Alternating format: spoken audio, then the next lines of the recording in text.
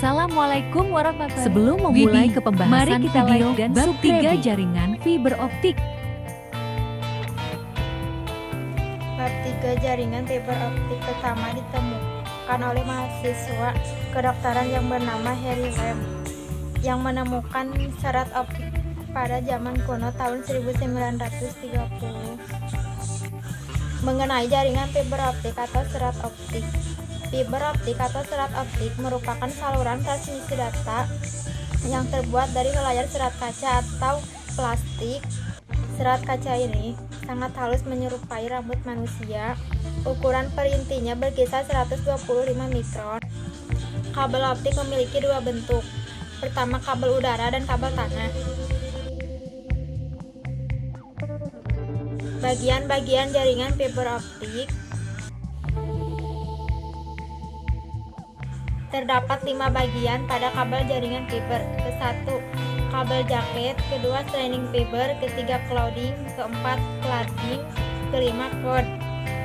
Kabel jaket yaitu lapisan luar yang bertujuan untuk melindungi kabel dari bahaya lingkungan.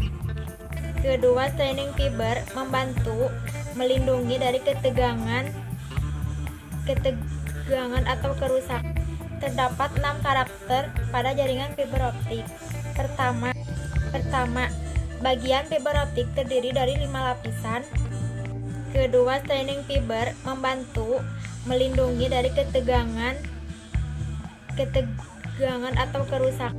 Ketiga, kecepatan data mampu melakukan angka 100 Mbps sampai 1000 Mbps. Keempat, konektor yang umumnya dapat digunakan konektor SC atau bahkan konektor ST.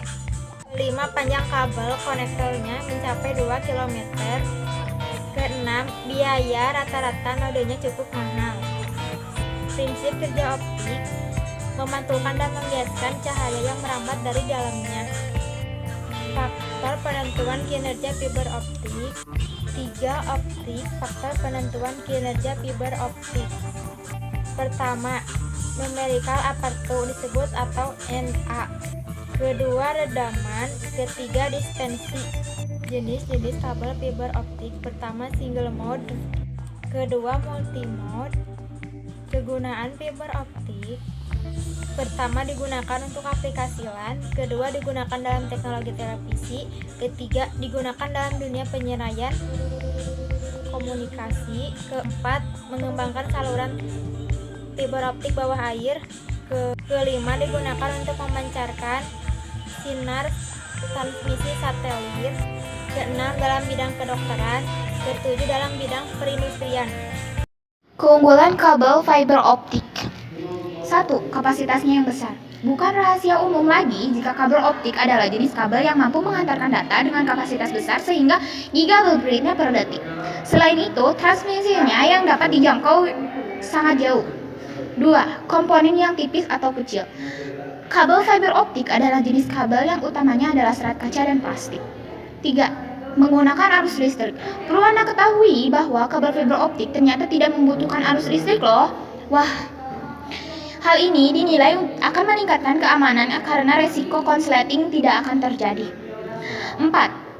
Validitas data terjamin. Fiber optik memiliki kecepatan data akses yang tinggi. Kecepatan akses data yang diberikan tidak mempengaruhi validitas data yang diterima sehingga kecil kemungkinan terjadi hilang data saat menggunakan fiber optik. Kelemahan fiber optik. Wah, kelemahannya guys. Walaupun kabel fiber optik banyak memukau kelemahan fiber optik membuat biaya menjadi besar. Dengan keunggulannya yang sudah disebutkan sebelumnya, membuat fiber optik ini memiliki harga yang sangat mahal. Selain karena bahan-bahan yang digunakan, biaya pemasangannya juga dinilai cukup tinggi. Di samping itu, fiber optik juga membutuhkan perawatan yang menelan biaya yang tidak sedikit. 6. Proses instalasinya yang agak rumit. Dalam pemasangan kabel fiber optik juga harus dengan cara yang benar dan teliti, karena fiber optik biasanya dipasang pada jalur yang membelok atau memiliki sudut melengkung. Hal tersebut harus benar-benar diperhatikan agar proses berjalannya gelombang dapat berjalan lancar. Cukup sekian video pembahasan dari kami, semoga kalian bermanfaat. Terima kasih yang sudah menonton video YouTube kami. Mohon maaf bila ada kata yang kurang dimengerti. Thank you for watching our YouTube.